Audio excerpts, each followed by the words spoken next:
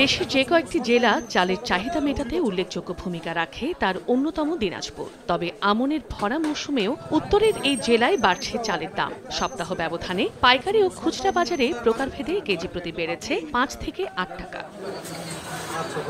জেলার সবচেয়ে বড় পাইকারি মার্কেট বাহাদুর বাজারে বিয়ার ২৮ চাল প্রতি কেজি বিক্রি হচ্ছে ৭০ টাকায়, যা আগে ছিল ৫৭ টাকা। স্বর্ণ ৬০ টাকা, আগে ছিল ৫২ টাকা। গুটি স্বর্ণ ৪৮ টাকা থেকে বেড়ে হয়েছে ৫২ টাকা। মিনিকেট ৮০ টাকা, যা আগে ছিল ৭২ টাকা। ৮১ টাকার নাজিরশাইল দাম বেড়ে হয়েছে ৯০ টাকা এবং কাটারি ভোগ ১১০ ও জিরা কাটারি ১২০ থেকে ১৩০ টাকা। দাম বাড়ায় বিপাকে পড়েছেন নিম্ন আয়ের মানুষ।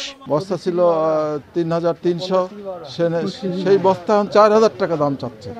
তাহলে আমরা কিভাবে, গরিব মানুষ কিভাবে চলবো? আমি ৬০ টাকা কেজি আর চাউল কিনতে পারছি না। আমি ৫০ টাকা ৪৫ টাকা চাউল খুঁজি, আমি চাউল পাই না। চাউলের দাম নতুন বাজারে উঠছে, বাজারে তবু চালের দাম বৃদ্ধি পাচ্ছে দিন দিন।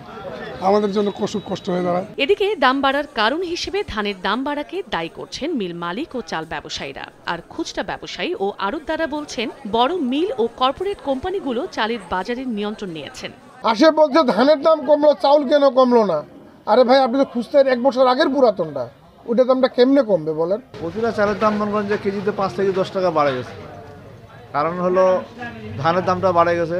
জেলায় চলতি মৌসুমে ২,৭০,০০০ হেক্টর জমিতে আমন আবাদ হয়েছে এবং চালের উৎপাদন লক্ষ্যমাত্রা ৭,৫০,০০০ মেট্রিক টন।